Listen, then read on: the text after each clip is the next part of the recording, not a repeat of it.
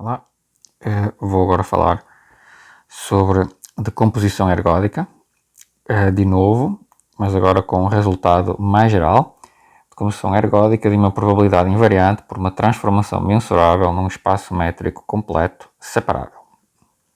Quando em vídeos anteriores tem a decomposição ergódica para transformações contínuas num espaço métrico compacto. Então tomamos uma transformação mensurável num espaço métrico completo, separável, que preserva uma probabilidade μ. Então existe um conjunto mensurável, vamos chamar aqui o M0, de probabilidade 1, e uma partição deste conjunto, né, e uma família de probabilidades suportadas em cada partição, de tal forma que a aplicação que a cada elemento, a cada átomo da partição associa a medida correspondente, ela é mensurável, num certo sentido. Ou seja, se eu fixar um conjunto mensurável e calcular a medida desse conjunto mensurável, esta medida como função do elemento da partição, a medida desta família aqui, ela é uma aplicação mensurável. Eu vou falar mais sobre isto daqui a pouquinho. Todas as medidas que aparecem aqui nesta decomposição são invariantes e ergódicas. Okay? E mais ainda, para qualquer conjunto, a medida dele se escreve como o integral das medidas do conjunto sobre as medidas da partição, integrado sobre uma medida que eu escrevi μ-chapéu, que é a medida de projeção da medida original e invariante com que nós começamos sobre a partição. O que é que isto significa? Bom, a última relação, que é a medida dada pelos integrais das NIP de μ-chapéu, diz que a μ é uma combinação linear convexa generalizada das probabilidades ergódicas μp com coeficiente de μp dado por μ-chapéu p. Okay? Isto é muito parecido com o que nós vimos no caso da decomposição para transformações contínuas em espaços métricos compactos. Agora, o que é que significa a medida μ-chapéu? Bom, dada uma partição P de um espaço de medida M, nós podemos definir uma projeção que pega em cada elemento do nosso espaço e leva no elemento da partição que o contém. Portanto, pega num ponto X e associa ao átomo da partição que contém o X. Ok? Isto é uma projeção natural. Isto permite definir um subconjunto mensurável da partição como dizendo que a pré-imagem dele é mensurável em M. Então eu tenho o π é uma aplicação de M em P, e em M eu tenho o sigma álgebra, eu tenho uma medida, eu posso induzir uma medida no P e uma sigma álgebra no P, né? Eu posso transportar a medida para o P. É isso que nós fazemos. Então, um subconjunto de átomos de P, né? uma quantidade, um subconjunto de elementos da partição mensurável, se a pré-imagem deles, ou seja, a união dos pontos desses átomos, é mensurável em M. Okay? A família dos subconjuntos mensuráveis vira uma sigma álgebra automaticamente, e a medida de projeção, que é esta aqui, né? μ-chapéu, que é a π estrela de μ, a medida de projeção, fica definida nessa sigma álgebra dos mensuráveis em P. Então, a μ-chapéu é construída deste jeito, é a projeção nessa partição, e todo o problema se reduz então a construir a partição. Como corolário do teorema da decomposição ergódica que nós vimos, então uma transformação é unicamente ergódica se e somente se ela admite exatamente uma medida ergódica, como nós já tínhamos visto atrás no caso das transformações contínuas, né? Como corolário do teorema da decomposição ergódica para transformações contínuas em espaços métricos compactos. Nós vamos deduzir este teorema, o teorema de decomposição ergódica, por um resultado da teoria da medida, que é o teorema de desintegração de Rocklin, okay? Que tem várias outras aplicações. foi provada originalmente, de fato, em 1949. Tinha aqui a tradução feita em 1966, quando nos Estados Unidos perceberam que o teorema era muito importante. Né? Mas ele foi provado em 49 pelo russo, pelo professor Rocklin. Ok. As medidas NIP, né, aquelas medidas, são chamadas famílias de medidas condicionais. Eu vou agora introduzir as noções necessárias para entender o teorema de desintegração de Rocklin, para depois nós usarmos isso como ferramenta para provar o teorema de desintegração ergódica.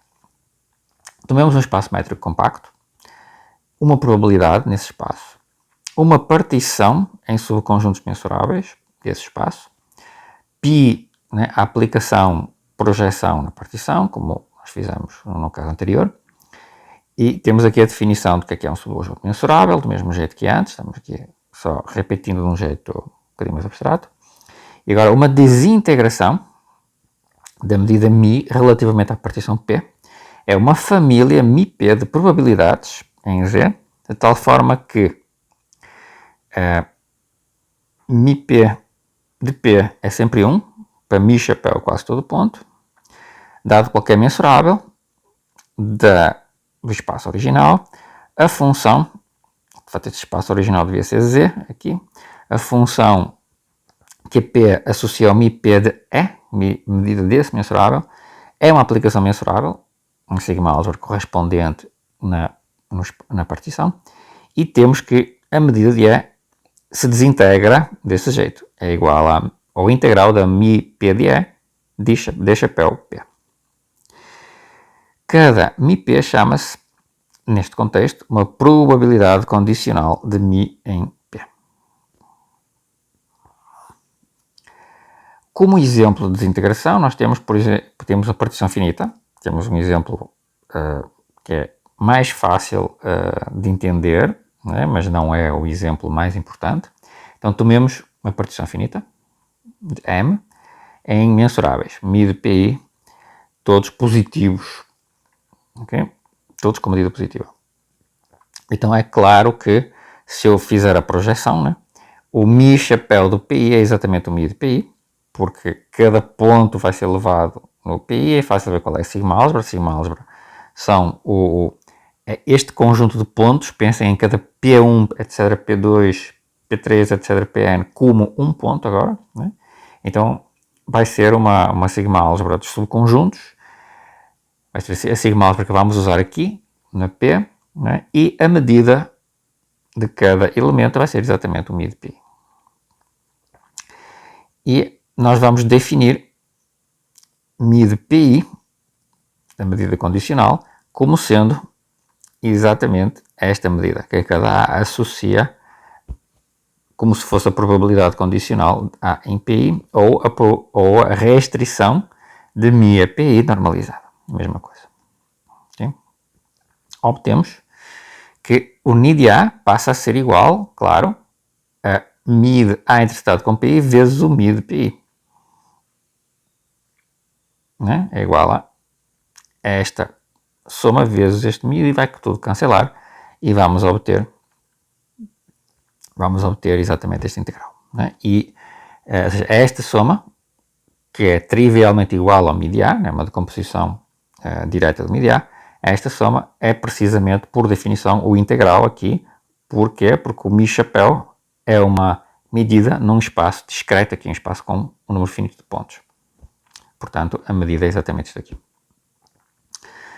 Okay? Então, qualquer que seja mensurável, lá a gente obtém realmente esta desintegração. Este é um caso particular, simples, mas que serve para ilustrar o que é que significam estes nomes.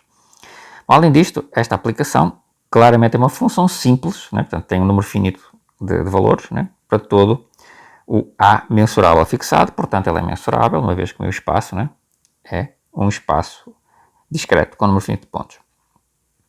Portanto, estas funções aqui, estas μi, μ de πi, é a tal desintegração de μ em relação a esta partição P. Okay? Todos os argumentos aqui deste exemplo, né, se estendem de maneira trivial, de maneira muito diferente, para o caso de uma partição enumerável. E se vocês tiverem uma partição enumerável, com átomos de medida positiva, vocês repetem tudo isto. Okay? A única diferença é que, em vez de ter um conjunto finito, aqui tem um conjunto enumerável de elementos da partição, mas vai valer tudo do mesmo jeito. Então, no caso de partições enumeráveis, tudo isto se reduz a uma conta mais ou menos simples, nem precisava do teorema da desintegração de Rocklin. Né? Já o que fica mais interessante é uma partição não enumerável. Então, tomemos um exemplo que nós conhecemos por causa do teorema de Fubini. Então, tomemos o toro particionado em círculos. Círculos, digamos, eu pego nas linhas horizontais. Eu imagino o toro como o quadrado de lados identificados e imagino aquelas linhas horizontais. Cada linha horizontal corresponde a um círculo, como isto aqui, né? Y está na vertical e o S1 está na horizontal.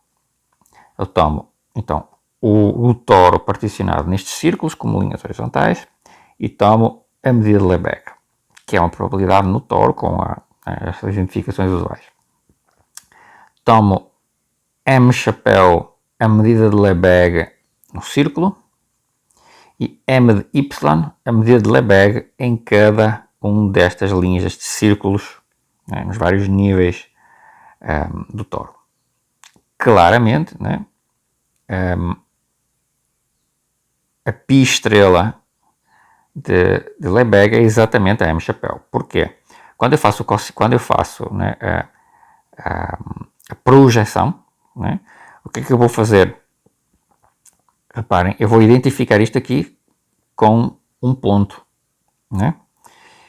Cada elemento, cada átomo é como se fosse um ponto. Mas isso significa fazer o quê? Fazer com que isto aqui fique identificado com o círculo. Isto é a mesma coisa que o círculo.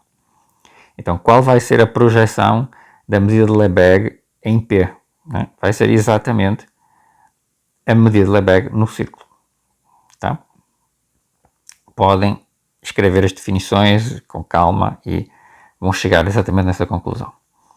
Então, agora, por teorema de Fubini, claro, eu posso pegar a medida de Lebesgue no toro e escrevê-la à custa disto aqui. Ou seja, eu sei que a medida de Lebesgue de qualquer subconjunto mensurável é exatamente a medida dele em cada um destes círculos, né, integrado para cada y. Lebesgue aqui, Lebesgue acolá, porque eu posso enxergar a medida de Lebesgue em T2 como o produto, né, da medida de Lebesgue no primeiro fator vezes a medida de Lebesgue no segundo fator, que são ambos círculos. Então, pelo teorema de Fubini, a gente tem automaticamente isto.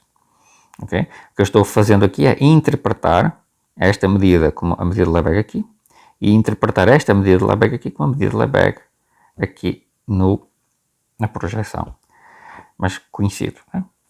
Portanto, a medida de Lebesgue em cada um destes círculos é a desintegração da medida de Lebesgue do toro, né, sobre esta partição.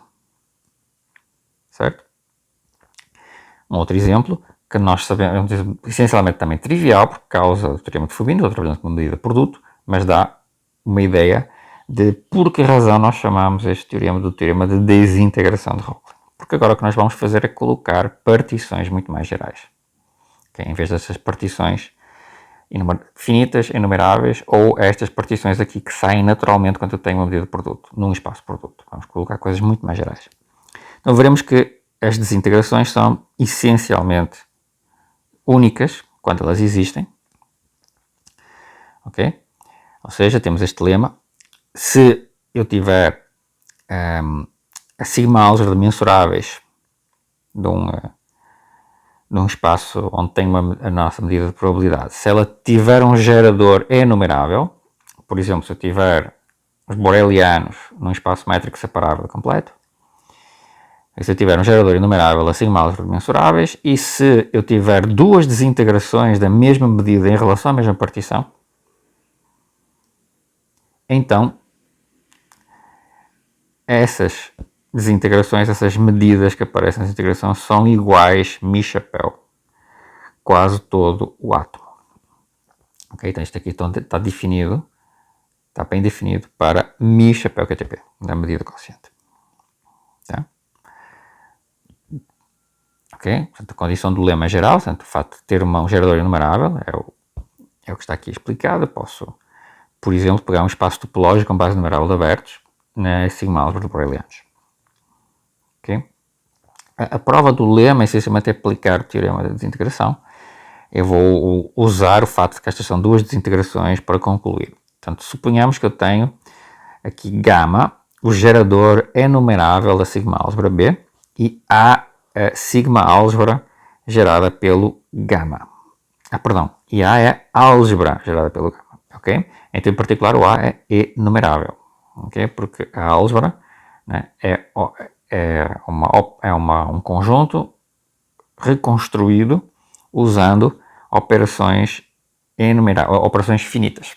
Okay? Portanto, é o conjunto de todas as uniões e interseções ou diferenças finitas entre elementos do gerador γ. Então, para cada elemento da álgebra, nós vamos considerar estas famílias. A família portanto, eu fixo um mensurável da álgebra e olho para todos os átomos cuja medida induzida, cuja μp, né, é maior para μp do que μp. Eu chamo isto de QDA. Eu chamo RDA o conjunto onde a μp de A é menor que a μP de A. Então aqui tenho uma desigualdade, aqui tenho outra desigualdade, no outro sentido. Só falta o igual, que é o que eu quero concluir, né? Então eu vou provar que estes dois têm que ter medida nula e o complementar, portanto, que é o que corresponde à igualdade, vai ter medida 1. Como é que eu faço isso? Bom, pela desintegração, se eu pegar naquele conjunto, que é de A, por exemplo, e puxá-lo, portanto, o que é de A é uma família de átomos, é uma família de elementos da partição. Se eu fizer a pré-imagem dele pela aplicação quociente, eu puxo para o espaço inteiro. Então, A interceptado com a união dos pontos que estão contidos nos átomos de Q de A, que é isto aqui, tem uma medida que, por definição, é exatamente o integral em relação a mi-chapéu para cada P de μP de A interceptado com π menos 1 de A. Por um lado. Por outro lado, como μ' de P também é uma desintegração, também tem que ser igual ao integral em relação a d mi-chapéu P do μ' de P calculado no mesmo conjunto.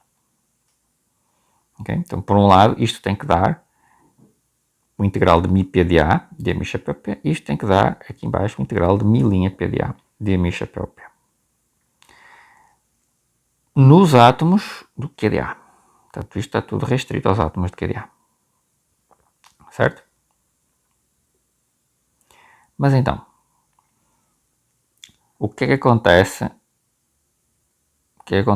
a estas relações? Bom, acontece que no QDA, né, em QDA, eu tenho que o μP de A é maior que o μ' de A. Logo, este conjunto aqui deveria ser maior, ou seja, este integral em cima, o primeiro integral, tinha que ser maior que o segundo integral. Mas, porque μP e μP' são ambas famílias condicionais, né? são desintegrações da mesma μ, estes dois integrais têm que ser iguais à mesma medida aqui.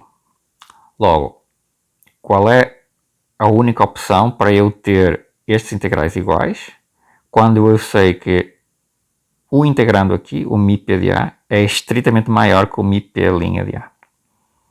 Só tem uma opção, é que eu esteja integrando sobre um conjunto de medida nula. Então eu concluo que o mi-chapéu de Q de A é nulo. O mesmo argumento aplicado ao R de A, invertendo a desigualdade, me diz que o mi-chapéu de R de A é zero.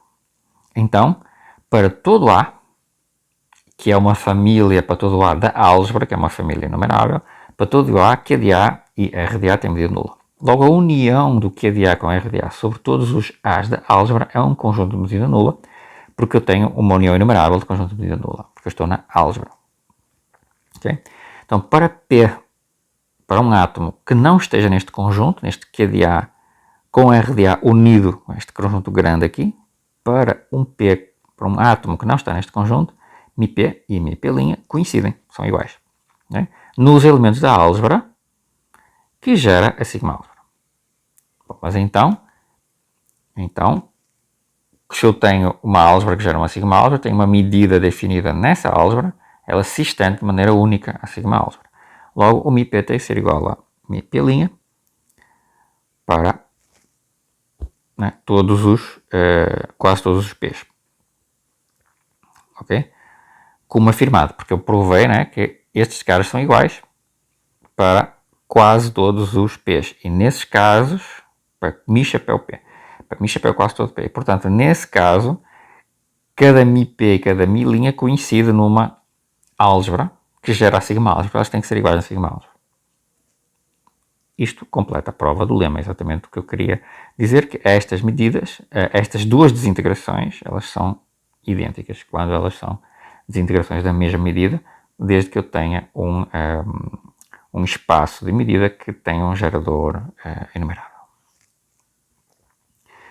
Bom, observamos agora, fazendo uma pequena modificação numa partição do espaço, que nem sempre existem as desintegrações. Okay? O teorema da desintegração de Rocklin, que nós vamos ver, tem uma condição na partição.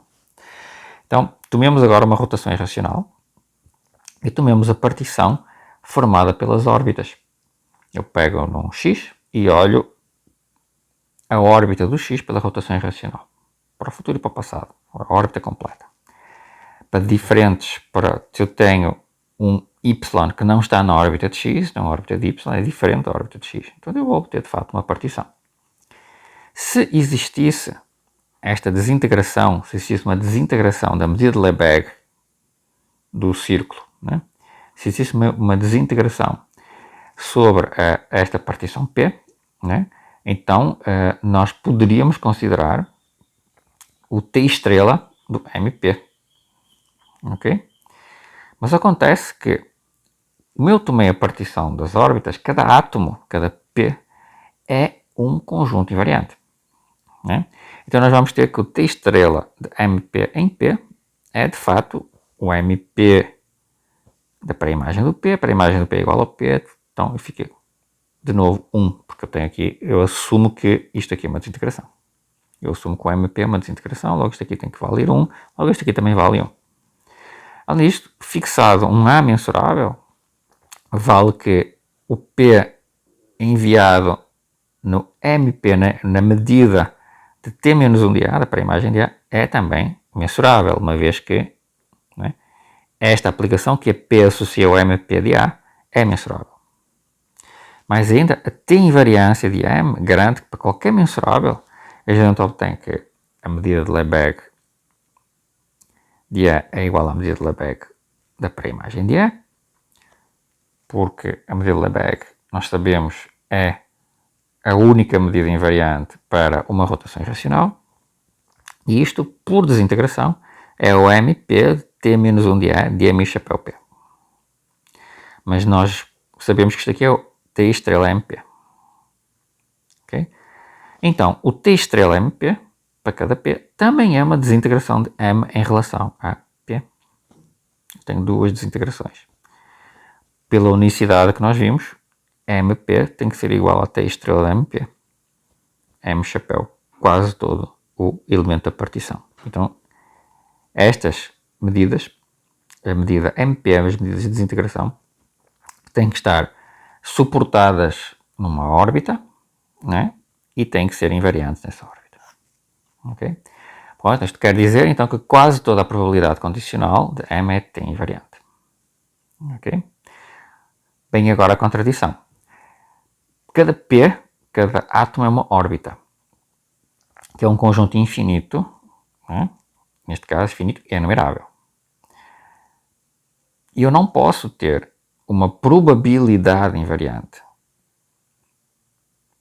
num conjunto infinito e enumerável, quando a minha translação, né, ou a minha a ação nesse conjunto é levar um ponto no outro. Eu estou numa órbita, se eu tiver uma probabilidade nessa órbita, né, é essencialmente a mesma coisa que eu ter uma probabilidade nos inteiros e a transformação n vai em n mais 1.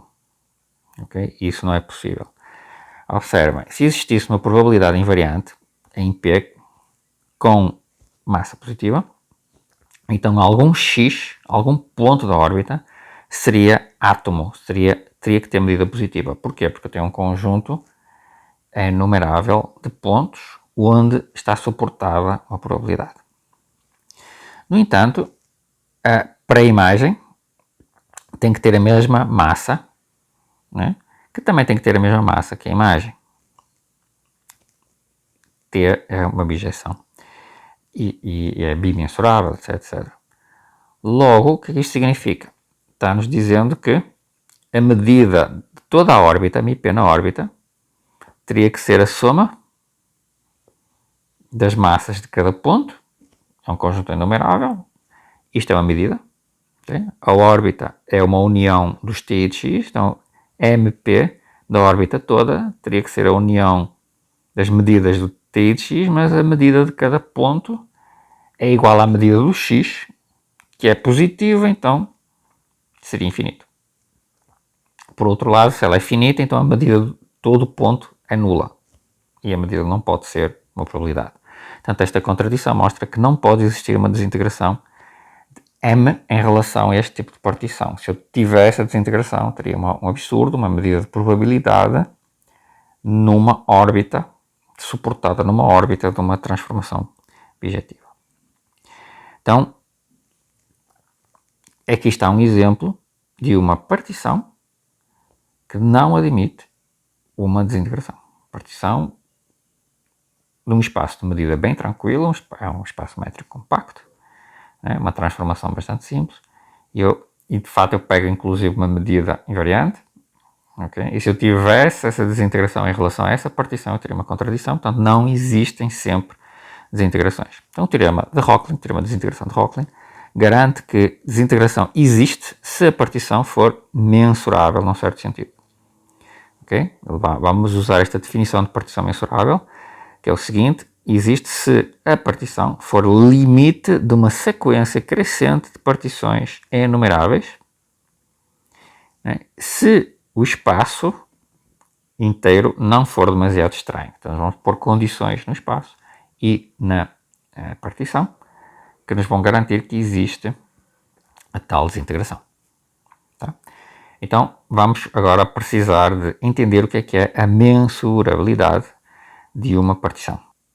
Isso será visto no próximo vídeo.